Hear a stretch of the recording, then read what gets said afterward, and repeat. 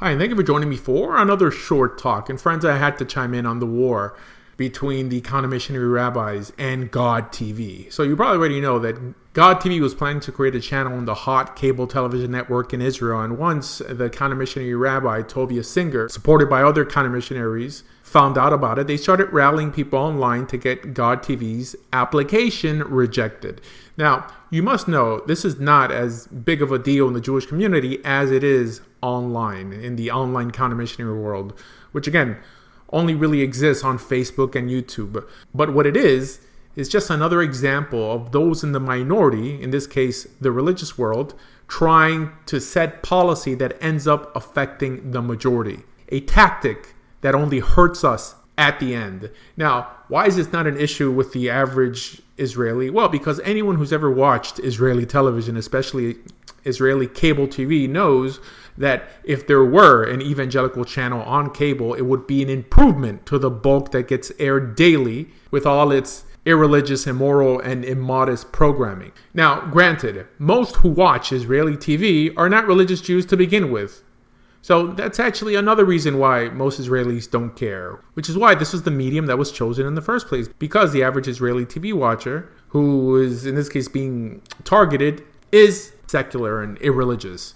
Actually, today, the country is about 90% secular and irreligious, which really begs the question that if a secular Jew is not going to embrace Torah Judaism, wouldn't it be better if he embraced some other ethical religious movement? I mean, are Jews about to say that we have more in common with atheists than we do with Bible-believing Christians, or in this case, Messianic Jews?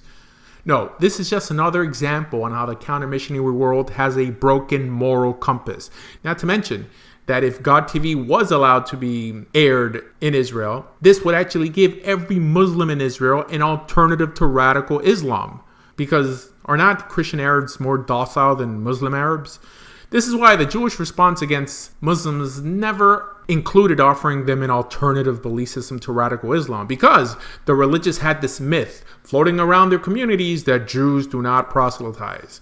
No, we do worse. We impose our beliefs and practices on people who are not interested in them, and then keep them from even hearing about any other alternative.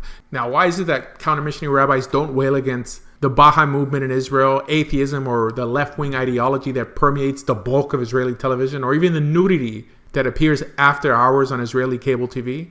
I mean, in that case, these counter-missionaries should also be protesting the shutting down of all secular Israeli opinion media in the country. Why don't they? Well, because they're counter-missionary rabbis that only care about pushing their own agenda, no matter the consequences. And what are the consequences, you ask? Isn't it obvious that anything we impose against other peaceful groups will eventually be imposed on us? Not to mention, where does the Torah teach that we regulate secular society by Torah laws? Remember, we're still in Gullus. Heck, even those living in Eretz Yisrael are still in Gullus. Now, I'm all for bringing Torah values into a secular world, but not for forcing my opinion on a populace who doesn't want to hear them, especially by censoring what a free society wants to watch on TV. I mean, why don't you just censor what they read? Because isn't this a double standard? Now, you may say yes, and it's justified because Torah is true. Look, that's fine, but to deny that this violates an Israeli's right to watch whatever they want on TV is a lie. Why? Because the average Israeli also dislikes Jewish outreach shows, but they tolerate them for the sake of freedom, and now the Orthodox are just going to cancel one group just because they don't like them? If that's all it took, the secular would have canceled the religious out in Israel a long time ago. And how is this any different than the censoring done by Facebook and YouTube? And you're probably thinking, Asher, aren't you a religious Jew? Why do you want to expose Israelis to another religion? Look, friends, Israel is a secular country, not a religious one. As a matter of fact, areas where the religious have been given authority in Israeli politics, they have ruined, like conversion and marriage. Now we're going to let them decide what people could watch? I mean, what if some Christian movement tried to outlaw Chabad being allowed to promote the 7 laws in Congress or the United Nations? You would have hundreds of lawyers yelling that it violates the rights that country affords them. Double standard, no?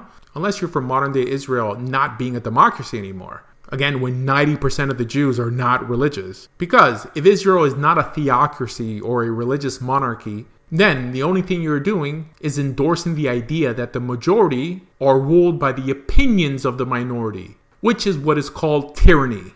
I guess you can't complain when the secular force the religious into the same box. And this is why I'm here to tell you that counter-missionary rabbis should know better and should really stop leading their students down the wrong path. And friends, for information about everything Jewish, please visit TorahJudaism.com. Thank you.